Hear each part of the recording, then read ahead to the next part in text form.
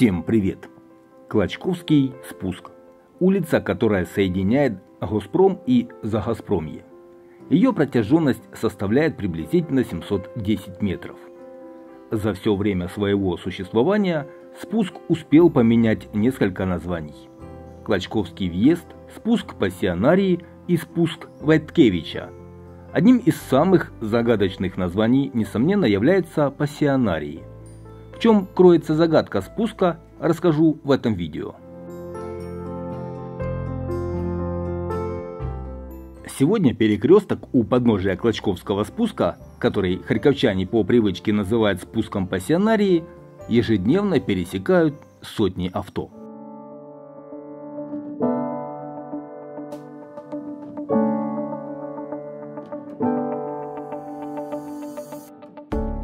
Уже осталось мало тех, кто помнит, что Клочковский спуск был проложен в 20-е годы прошлого столетия. В 1924 году на улице Клочковской начались большие планировочные работы. На месте пустыря, перерезанного глубоким оврагом, устроили Клочковский въезд, соединивший улицу с площадью Свободы. Была проделана колоссальная работа. С раннего утра до поздней ночи на склонах оврага трудились тысячи землекопов. Вдоль всей трассы они вручную лопатами снимали слои земли, делая террасы и сравнивая их по углу естественного откоса. Сотни грабарок свозили эти земли в отвалы на Клочковские склоны. Для перехода с одной стороны спуска на другую в двух местах соорудили деревянные лестницы.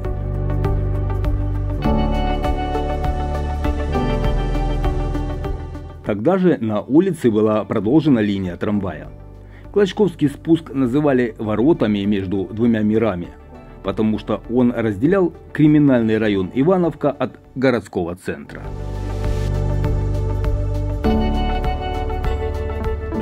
На пересечении спуска и Клочковской было два магазина в старых двухэтажных домах, куда приходилось бегать за продуктами.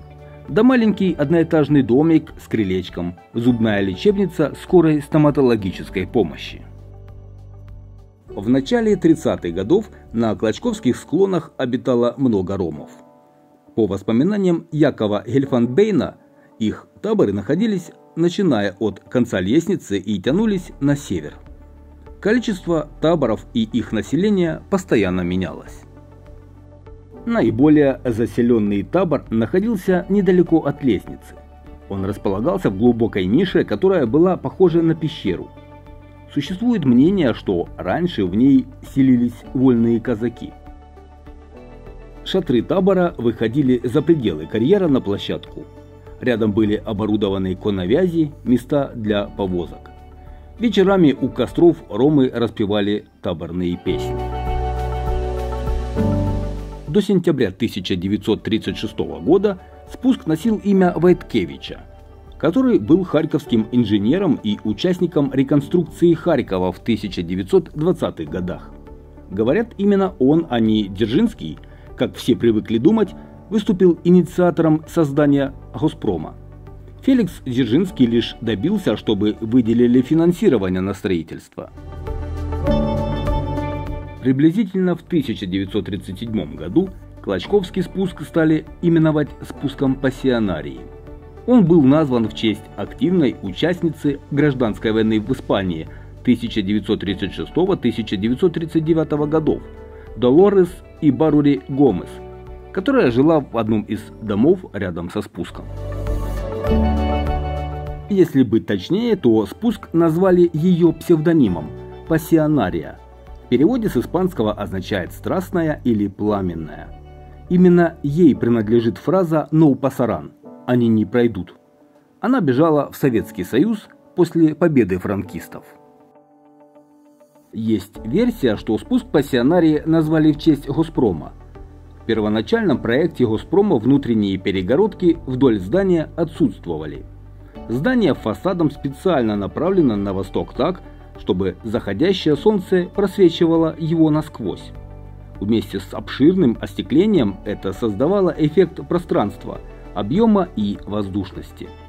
В заходящих лучах солнца окна должны были пылать огнем. Увы, но первоначальному проекту так и не суждено было сбыться.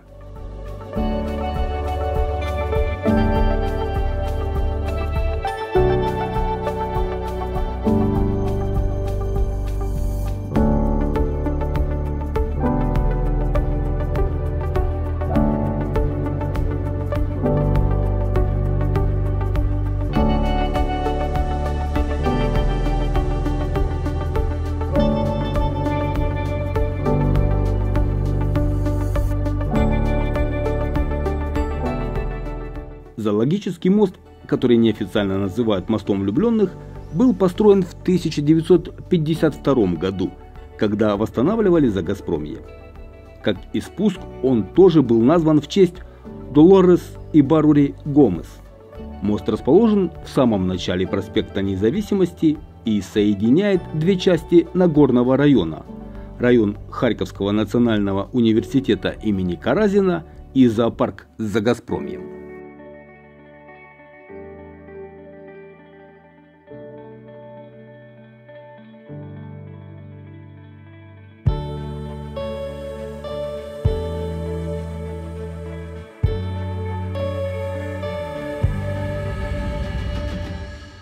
После 2007 года мост стал особенно популярным у влюбленных.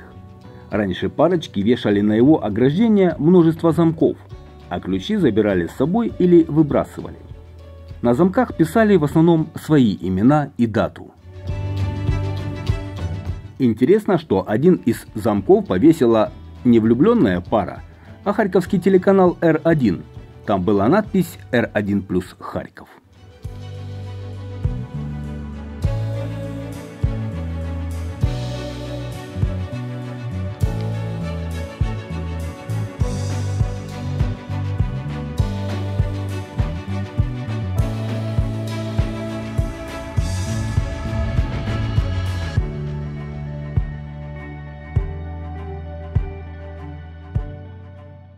Зоологический мост, как правильно и официально называется мост на Клочковском спуске, уже в обновленном варианте был открыт для пользования в день города Харькова в 2021 году.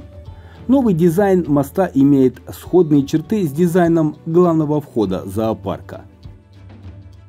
В нынешней версии моста дуговые несущие опоры моста расположены над пешеходной частью, в то время как в старом варианте несущие перекрытия располагались под пешеходной частью. Такое новшество сделано было не только ради дизайнерской задумки. Такая конструкция является более устойчивой, грузоподъемной и эффективной. Именно на несущих опорах моста находится светодиодная подсветка.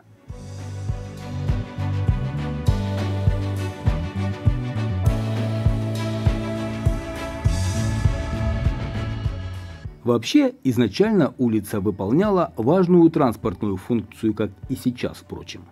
14 сентября 1928 года была открыта трамвайная ветка от Клочковской до Госпрома.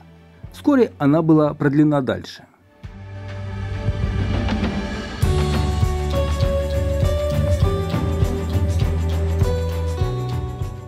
Многие харьковчане знали про этот проблемный в прошлые годы участок города в самом его центре. Вечером и особенно в зимний период там невозможно было пройти. Разбитая дорога и полное отсутствие света делали поход по этим местам занятием не для слабонервных. Но теперь ситуация изменилась к лучшему, и это место стало одним из любимых достопримечательностей харьковчан и гостей города.